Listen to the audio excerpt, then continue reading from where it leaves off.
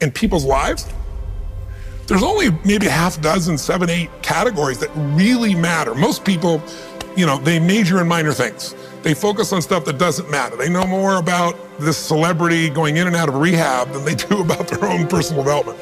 But I look at and say, if you look at your body, without that, everything else is out the door. You don't want to be richest man in the graveyard. That's not going to do it. If there is energy, if there's vitality, if there's strength, it's going to show up in your relationship. It's going to show up in your business, show up in your life. That's an area you got to master. You can't dabble. It's too important. Emotions are everything.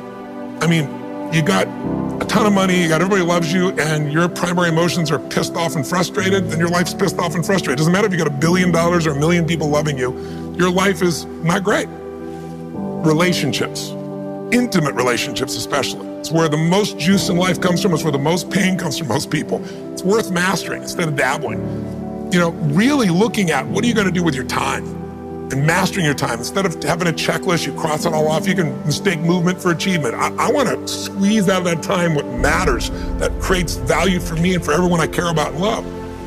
What about your career or your business and the mastery of that instead of dabbling? Most businesses are dabblers. That's why they don't make it. 96%, any 10-year period of time, 4% make it. That doesn't even mean they're profitable. And it does not mean they're enjoying themselves, all right? Or they're getting anybody else to feel good. Really mastering money so that it's not a question in your life. You can do and be and give and share as much as you want. You're not stressed about it. You live in a place of abundance. And then spiritually, really, I think, I don't tell people what to believe spiritually, but I believe that ultimately, whatever you believe, you got to live it. And it should lead to growing and giving. If you're growing, you feel alive. If you're giving, you feel 10 times more alive. And I think if someone can celebrate and give, then that's spiritual state. So to me, those are the areas I look at mastering. Business for sure, but it's the areas of life that matter most. And most of where we spend our time doesn't make people feel fulfilled. That's why the average person is not fit and healthy. The average person is not in a relationship where they have tremendous passion. I'm not a dummy. I'm not a positive thinker. I know the truth. The average person is not successful in business. The average person is not earning what they want to earn. But you know what? Very few people have those things, but a few do. A few are happy, fulfilled, spiritually alive, financially strong, their business is growing, they have passionate love affairs, and I'm obsessed with finding the few who do and find out what they do different and teaching to everybody. Everyone's going to measure themselves differently because everyone values things differently. Some people value success or significance. Some people value love more. Some value just basic levels of certainty. So when I look at the specific metrics, I really look at metrics of what are the things that need to be measured to know if your life is going to work or not. So I look at it as our whole lives are guided moment to moment by the state we're in. Learning how to change your state, not bullshit, not fake, but to go from pissed off, frustrated, freaked out to back in your center or creative or determined or something that's going to move you forward. It's going to create a better quality of life for you and others. That's a critical skill set. So moment to moment, our life's controlled by our states. Yep. If you're in an angry state, you're going to respond differently than if you're feeling playful. But what controls those states long-term is your model of the world, your worldview. And I look at that as having, as a metric, 3 things that I look at. I look to see first, what are the targets you're after? The target is, everyone has different goals and dreams and desires. But as I traveled around the world to 100 countries, I started going, holy shit, I'm seeing the same problems. What's underneath it? I began to see that there are these same 6 human needs that we all have, the same needs. We all have a need for certainty, that we can avoid pain and we can have some pleasure, some comfort. We all need uncertainty. We need variety or we feel dead inside. If you're totally certain, you're bored. If you have total variety, you're like freak out. And it's not a balance. It's learning which of these you need more as a person. Everyone's developed a different set of values in that area. The need for significance, to feel unique, special, important, the need to feel loved, the need to grow, and the need to contribute. Some people value certainty at the top of their list. That's their center of their target. I don't want to do anything unless I know it's going to work. I don't want to do anything unless it's the same. If you change anything, they freak out. If certainty is the number 1 thing on your list, everyone has the same needs, but if it's number 1, I know how your life's going to be. I can predict the direction of your life and therefore the destination to some extent. If you're driven by love first, you want certainty too, but love is higher, you're going to behave very differently than if you're driven by significance. I have to be the one. So I look to see which of those needs are the top 2 on your list because they control your life. Yep. The 2 that most people have, 90% of the planet, if you said, of all these needs, which one do you really focus on most day to day? Everybody wants love. What do you focus on? Most people focus on being significant. We live in a Facebook world where people fake their life, put new filters, make it look different than it really is, tell stories that, are totally full of it to make themselves look good. Because we live in this kind of false world where significance is more important than love. And it separates us.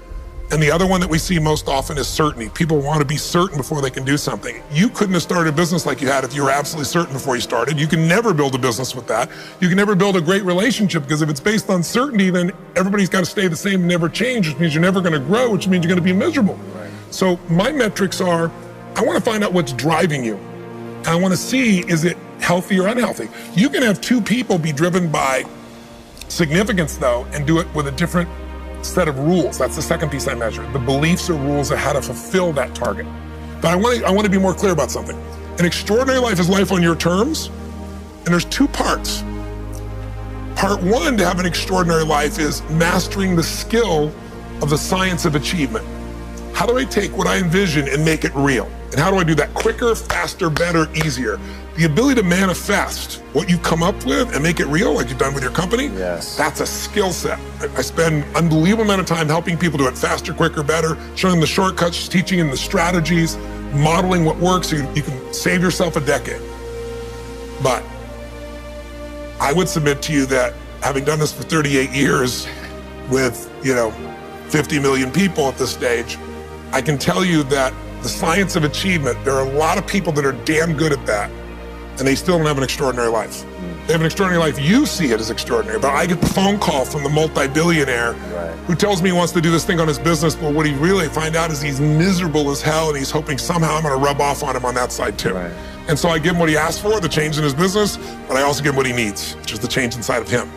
So the second skill is the art of fulfillment. If you want an extraordinary life, you can't just achieve, you got to be fulfilled. As simplistic as that sounds, but it's an art. It's not a science. Sure. It's a science to making money, come on.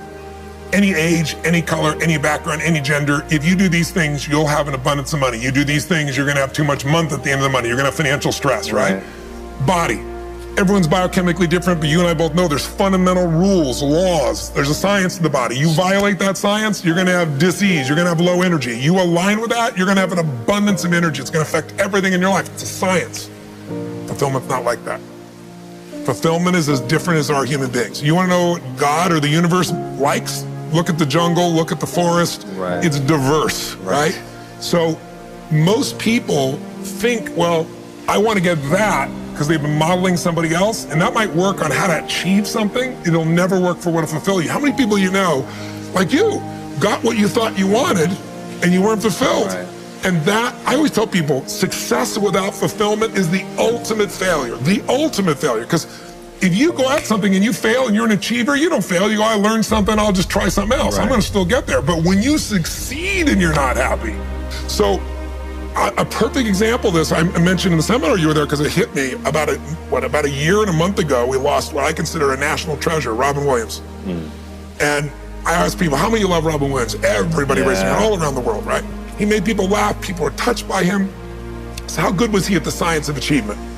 I mean, he wanted to be a great comedian and make the whole world laugh, he did. He wanted to have his own TV show, he did. He wanted the #1 show, he did it. He wanted to make movies, he did. He wanted to have an Academy Award for not being funny.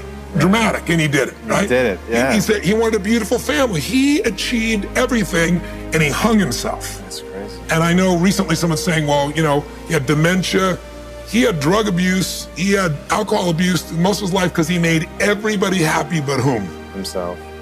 That's the ultimate failure. So if I had no other message to offer your viewers, and you let me give it to them right now, Please. I'll tell you what I believe.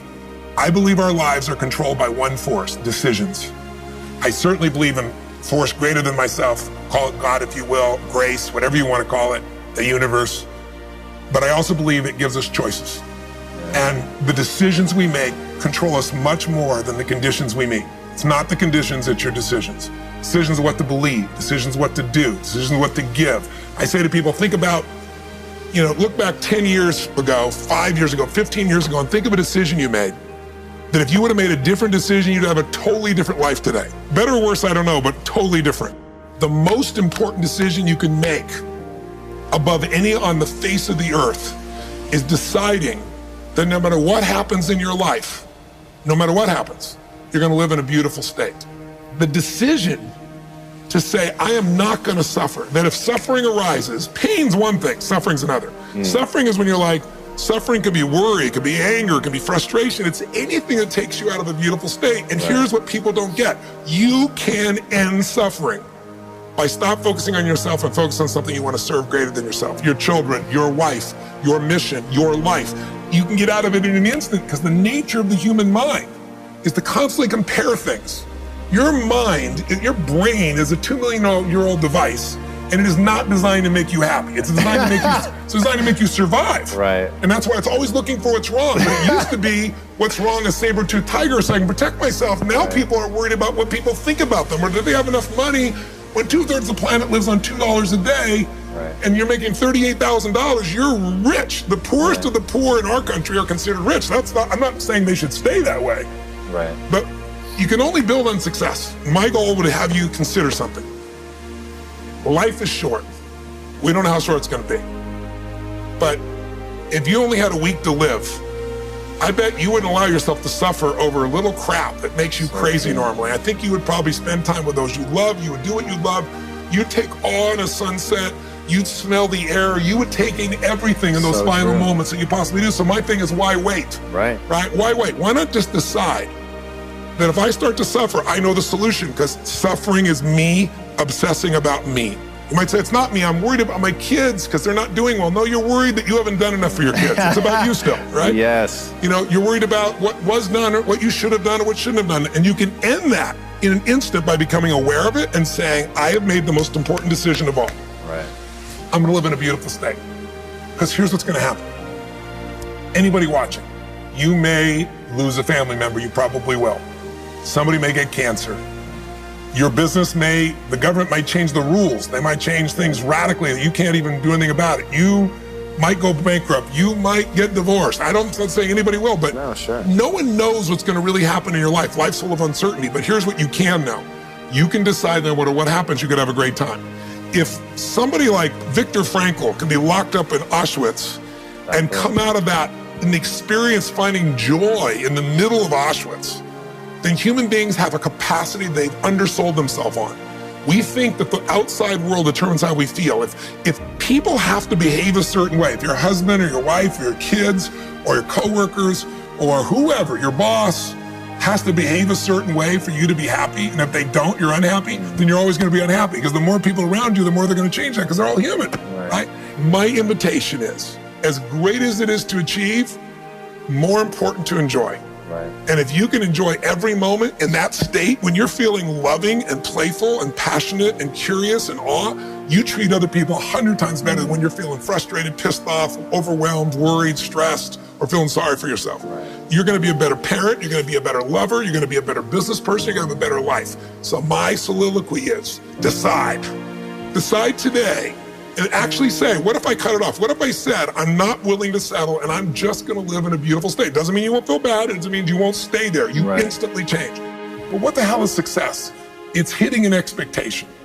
And I always tell people, man, trade your expectations for appreciation, and it's a whole new world instantly. If you can appreciate this moment, if you can't find ecstasy in this moment, in a conversation with a friend and looking in your wife's eyes, being with your children, going on a run, if you can't find ecstasy now, I'm here to tell you, more money, more people, more love, more business, more anything is not going to give you more ecstasy. If you can't do it here now, you're not going to do it there when you got more. So why not do it now and have a rich life right now? I tell people, money, that's one thing. Like having financial abundance, there's skills, that's a science.